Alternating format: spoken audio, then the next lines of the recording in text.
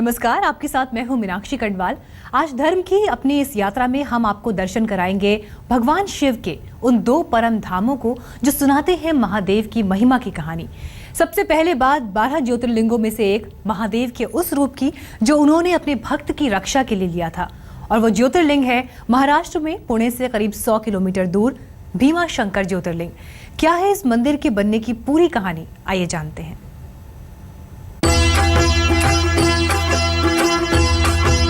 शिव उपासकों की आस्था, उनकी आराधना का अहम पड़ाव है महाराष्ट्र का भीमा शंकर ज्योतिर्लिंग,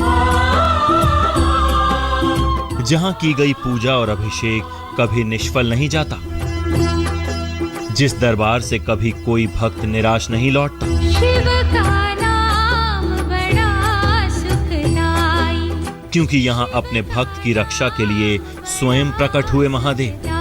हर हर महादेव भज प्यारे, हर हर हारे के सहारे। पुणे से लगभग 100 किलोमीटर दूर सहरादी पर्वत श्रृंखलाओं पर बसा 12 ज्योतिर्लिंगों में से एक भीमा शंकर ज्योतिर्लिंग। भीम नदी के तट पर स्थापित भीमा शंकर ज्योतिर्लिंग 3250 फीट की ऊंचाई पर स्थित इस मंदिर का शिवलिंग काफी मोटा है, इसलिए इसे मोटेश्वर महादेव के नाम से भी जाना जाता है। कहते हैं भगवान शंकर सृष्टि के सभी देव देवताओं का आधार हैं। जैसे किसी वृक्ष की जड़ों को सींचने से उसकी शाखाएं फलने फूलने लगती हैं, ठीक उसी तरह भगवान शंकर की आराधना से सभी देवी देवता प्रसन्न हो जाते हैं। भीमा शंकर में भी भगवान शंकर का अभिषेक इसी भावना के साथ किया जाता है। मंदिर की रचना हेमाडपंथी पांडवों कालीन बोली जाती है, लेकिन 12 ज्योतिर्लिंग का जो आप स्ट्रक्चर देखेंगे, पूरा 12 ज्योतिर्लिंग एक सरीके ही दिखते हैं अपने को। यहाँ पे साल भर में 16 त्योहार होते हैं, वो 16 त्योहार का भी यहाँ पे पूजा का महत्व है। श्रावण मास का शिवरात्रि का महत्व ज्यादा है। कहते हैं भीमा शंकर रूप में भगवान अपने भक्त की रक्षा के लिए प्रकट हुए थे।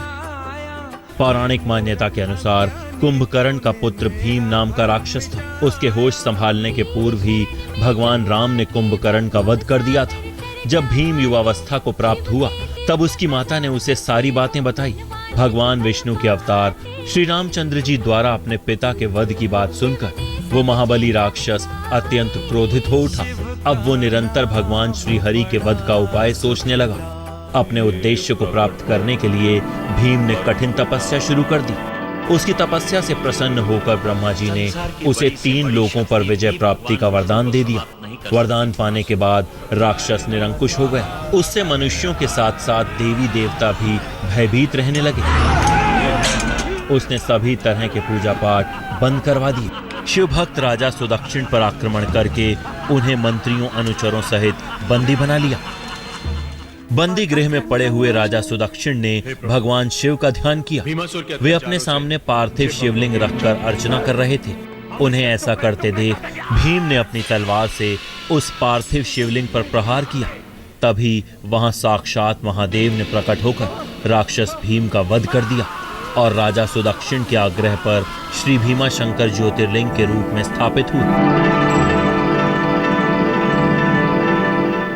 हर हर महादेव, जय शिव शंकर। हर हर महादेव, जय शिव शंकर।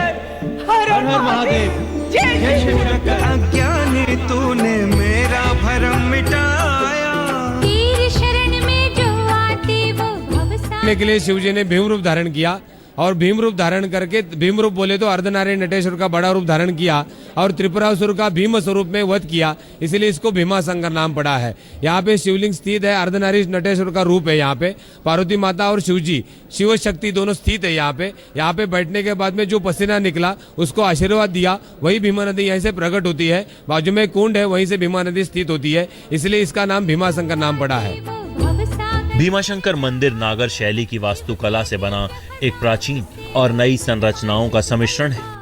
इस मंदिर से प्राचीन विश्वकर्मा वास्तु शिल्पियों की कौशल श्रेष्ठता का पता चलता है। शिव का नाम बड़ा सुखदाई। और यहाँ आने वाले श्रद्धालु भोले भंडारी के 12 ज्योतिर्लिंगों में से एक भीमा शंकर ज्योतिर्लिंग के दर्शन कर 7 जन्मों का पुण्य तो कमाते ही हैं, साथ ही इस पूरे क्षेत्र की सुंदरता को देखकर मंत्रमुग्ध हो जाते हैं।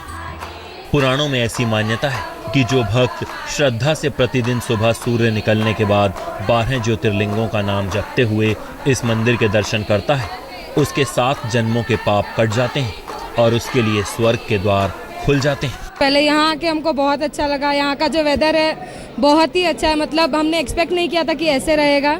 बहुत ही प्रकृति के नज़दीक है ये, बहुत अच्छा लग रहा है हमको इधर आके। दर्शन भी काफ़ी अच्छे हुए हैं, फिर से आना चाहेंगे हम लोग और सारे लोग मिलकर। शिव पल पल रहत सहाय। मौका अगर शिव के प्रिय सावन का हो या फिर शिवरात्रि का महापर्व हो तो यहाँ मानो भक्तों का मेला सा लग जाता है।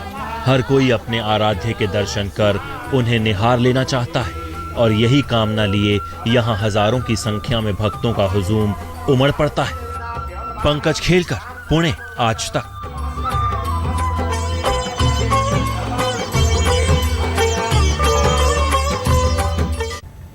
शिव भरेंगे भक्तों की झोली, संतान के लिए तरस रहे भक्तों को मिलेगा तेजस्वी संतान का आशीर्वाद। और इसके लिए आपको हमारे साथ चलना होगा आंध्र प्रदेश के श्रीशैल पर्वत पर विराजमान मल्लिकार्जुन के दरबार में, जहां संतान का वरदान तो मिलेगा ही, लेकिन साथ ही दर्शन मात्र से मिलेगी समस्त पाप कर्मों से मुक्ति।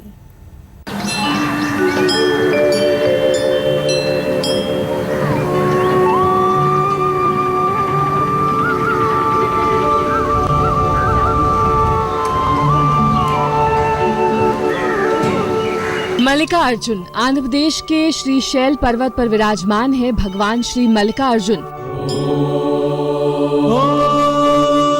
की महिमा सबसे न्यारी।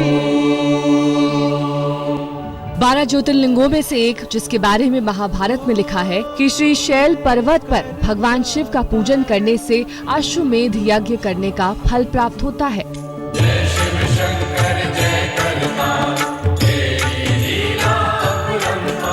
कहते हैं श्रीशैल पर्वत शिखर के दर्शन मात्र से भक्तों के सभी कष्ट दूर हो जाते हैं, उसे अनंत सुखों की प्राप्ति होती है।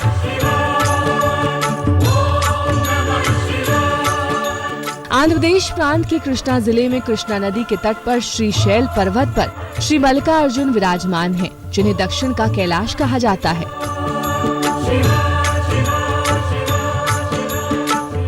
ज्योतिर्लिंगों में मल्लिकार्जुन का द्वितीय स्थान है। मल्लिका का अर्थ है पार्वती और अर्जुन अर्थात शिव।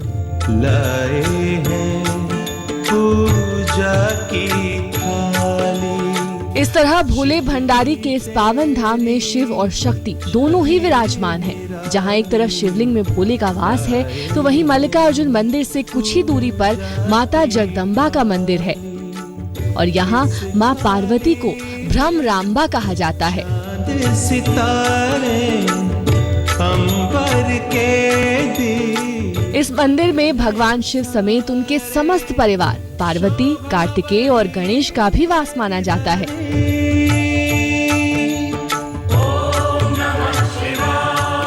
लेकिन भोलेनाथ के यहाँ बसने के पीछे की कहानी क्या है और कैसे यहाँ भोलेनाथ कहलाए मल्लिकार्जुन, ये तो हम आपको बताएंगे ही। उससे पहले मंदिर की भव्यता और इस पावन धाम से जुड़ी भक्तों की आस्था पर एक नजर।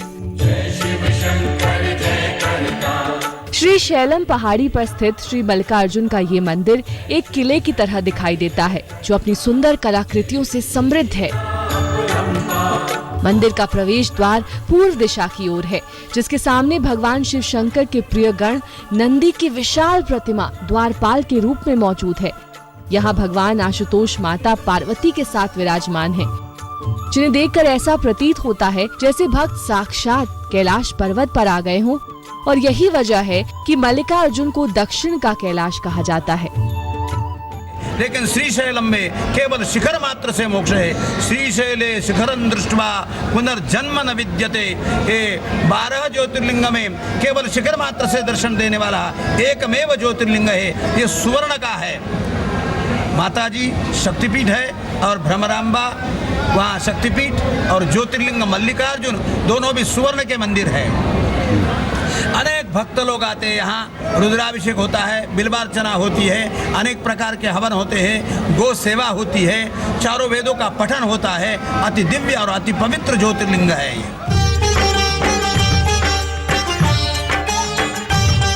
मंदिर में प्रवेश करने पर भक्तों को गणेश जी के दर्शन होते हैं। गजानन के दर्शन के बाद आगे बढ़ने पर भक्त मुख्य मंदिर के गर्भगृह में पहुंचते हैं, जहां भगवान शिव के चमत्कारी ज्योतिर्लिंग के दर्शनों का सौभाग्य भक्तों को मिलता है।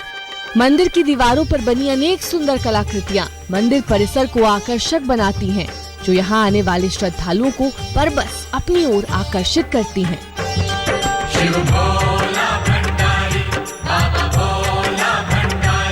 श्रीशैल पर्वत आकर भगवान श्री मल्लिकार्जुन का दर्शन, पूजन, उनका अभिषेक करने से भक्तों को हर तरह के पाप और कर्मों से मुक्ति मिल जाती है। सबसे महत्वपूर्ण बात यह है कि यहाँ किया गया महादेव का अभिषेक संतान के लिए तरस रहे भक्तों के लिए वरदान साबित होता है। मल्लिकार्जुन रूप में महादेव अपने भक्तों का कष्ट हर कर उन्हें देते हैं तेजस्वी संतान का आशीर्वाद। भगवान श्री मल्लिकार्जुन के दर्शन के बाद भक्त नीचे उतरकर पाताल गंगा के दर्शन करना नहीं भूलते हैं। भोले भंडारी के इस धाम में शिवरात्रि का पर्व बड़े ही धूमधाम से मनाया जाता है और सावन के महीने में यहाँ आकर जलाभिषेक करने से पूर्व जन्मों के पाप भी नष्ट हो जाते हैं। आज तक ब्यूरो। श्री मल्लिकार्जुन मंदिर की कहानी जुड़ी है भगवान गणेश के विवाह से। क्या है इस मंदिर की पूरी कहानी, ये आपको बताएंगे इस ब्रेक के बाद। आप देखते रहिए आज। श्री मल्लिकार्जुन मंदिर है तो त्रिपुरारी का, लेकिन इस धाम में यादें रची बसी हैं भगवान कार्तिकेय और भगवान गणेश की। इस मंदिर की कहानी जुड़ी है भगवान गणेश के विवाह से, तो साथ ही क्या इस मंदिर की पूरी कहानी है, आइए देखते हैं।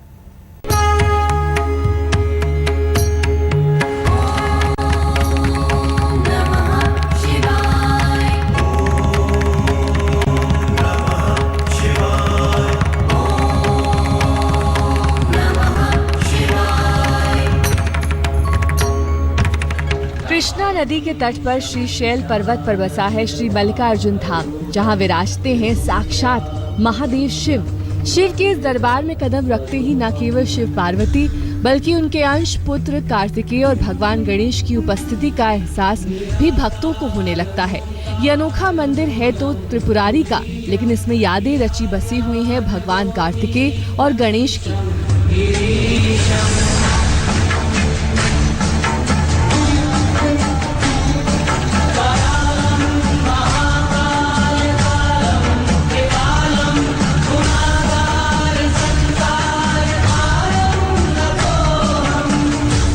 आंध्र प्रदेश के श्री मल्लिकार्जुन धाम के नाम से प्रसिद्ध इस मंदिर की कहानी जुड़ी हुई है भगवान गणेश के विवाह से। कहते हैं एक बार भगवान शंकर के दोनों पुत्र श्री गणेश और श्री कार्तिकेय स्वामी विवाह के लिए परस्पर झगड़ने लगे।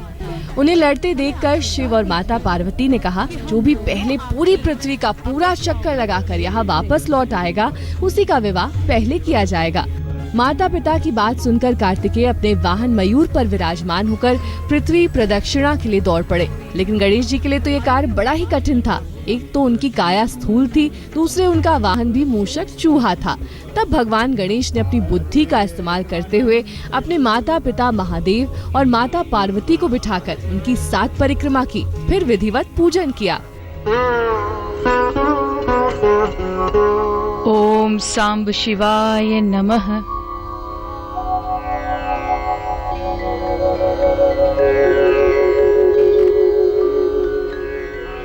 इस प्रकार श्री गणेश माता पिता की परिक्रमा करके पृथ्वी की परिक्रमा से प्राप्त होने वाले फल की प्राप्ति के अधिकारी बन गए।